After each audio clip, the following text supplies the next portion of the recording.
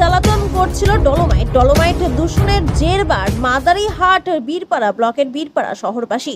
বীরপাড়া শহরের বাতাসে উঠছে ডলোমাইটের গুঁড়ো। বিশুদ্ধ বাতাসের অভাবে নানান সমস্যায় ভুগছেন বীরপাড়াবাসী।